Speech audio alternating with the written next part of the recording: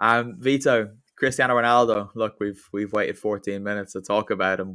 We've got to, don't we? Because he's gone. He's left Serie A. He's left Juventus. I'm personally quite pleased about that, and it is easy to point at both this result and his exit, and to just laugh at Juve and say, "Oh, look, you were Cristiano, like small club ratioed all of this nonsense." But what are your overall thoughts on his exit? Oh, look, the timing's not ideal simply because they don't have much time to really look for a replacement. But a guy like him, with his record and his abilities, he's not easy to replace at all, even at 36 years of age. Uh, this will probably give Allegri a bit of a chance to see if he can build a more collective unit, to see if he can build a team that's going to be, gelling well instead of having to build the attack around one star player. If we're to talk about his overall impact or spell, considering that he scored 101 goals in 134 competitive matches, I mean, it's a good record, even if, like you said in a tweet, Connor, that he didn't always have that sort of wow factor about those goals. They weren't your picture goals or anything of great spectacle as such, but he was prolific nonetheless.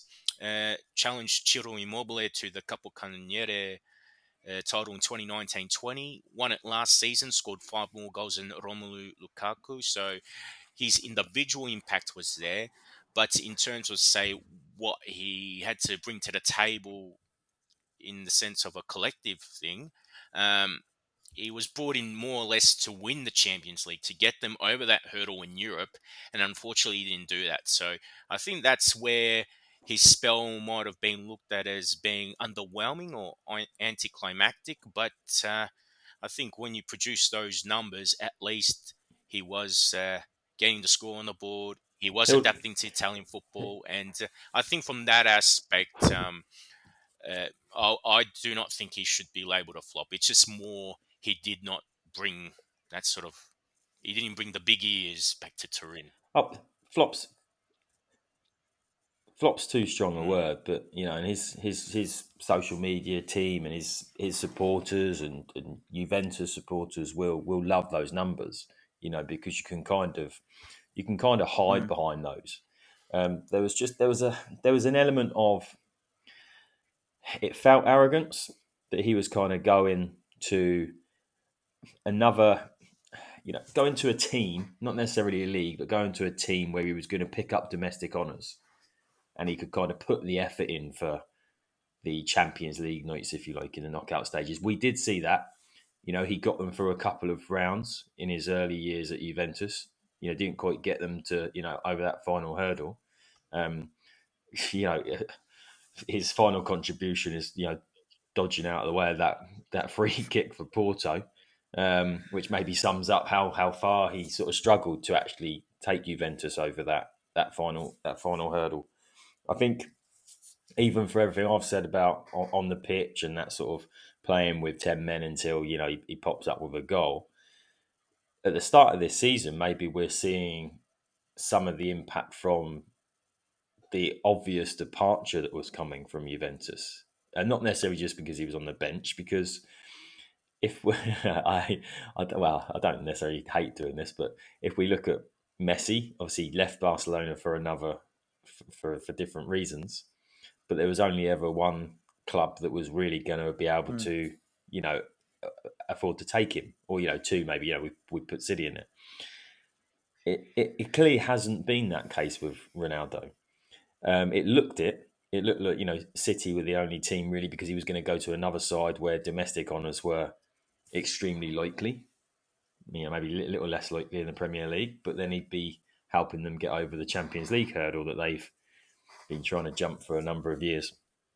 But then when we have this 11th hour move to Manchester United, or however that's come about, United pushing, Ronaldo pushing, there's no there's no been sort of gunfight over how they're, City haven't been outbid by United. It's like Juventus have just gone, it feels like Juventus have gone, he's going. Mm. City were in the leaders, but then, not United came in. They didn't even, they almost haven't even put up a fight. So, it just feels like it's, he's going. Just somebody take him off our hands now.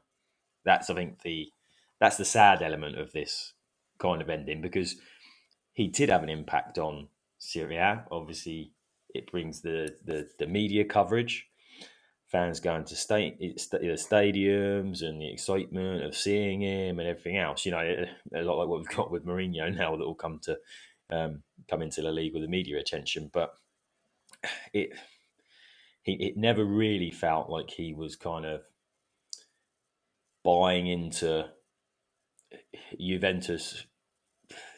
Yeah, domestically, I want to say, a little bit like a vanity project for him and Allegri.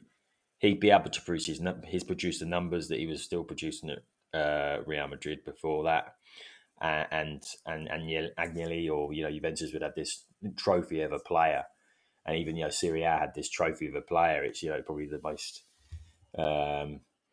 impressive signing of the last kind of decade to see. Yeah. Although Zlatan had something to say about that. Right, you will. Absolutely right, you will. It's a strange one, right? I almost feel like he got these two moves done in the wrong order, in that he should have gone to United when he was 3 years younger and tried to elevate them, being able to give both in domestic competition and in the Champions League, and then come to Juve, or I don't know, maybe PSG, when he didn't quite have those legs, and maybe he just wanted to focus on European football, perhaps, who knows. But I'm pleased to see him go. I do appreciate that. Obviously, that there was that excitement around. Oh, do you know what? I don't even want to say that there was excitement around Italian football when he was here, because there wasn't.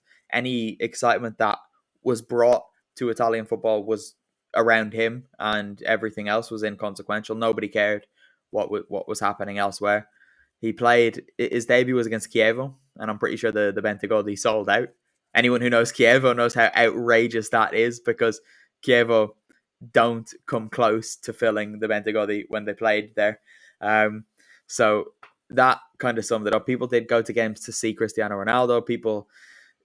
My least favorite thing, I'll let you jump in a second, but my least favorite thing about Cristiano in Italy was that whenever he scored in the stadium, and it didn't really matter where it was that he scored, with the exception of a couple. But I mean, if he scored in Parma, he scored at the San Siro, he scored anywhere probably except for Bergamo, Napoli, and maybe Rome.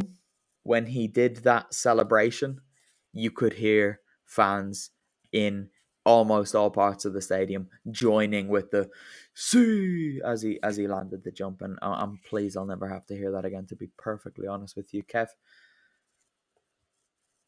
No, I was just going to back you up on your excitement around Ronaldo rather than Serie A, because I remember at the time there were a couple of major newspapers that kind of did match reports on that first sort of, which they would never do for, even Verona, Juventus, they wouldn't do a match report, and it was all about Ronaldo. And then there was a couple of games, wasn't there? He hadn't scored. I think 3.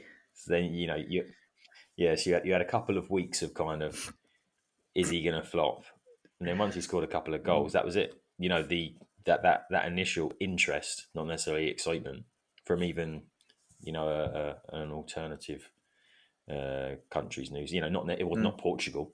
It was just Ronaldo. It's just an English language and UK newspapers. But it's exactly an example of where there was never really interest in the league. I suppose.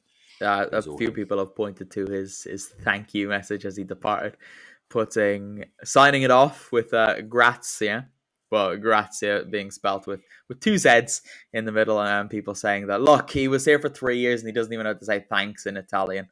How ridiculous is that? Which, to be honest, Cristiano, that is quite poor, although I'm not thinking for a moment that he made that graphic himself. So whoever's on his team, basics, that Google Translate will help you there.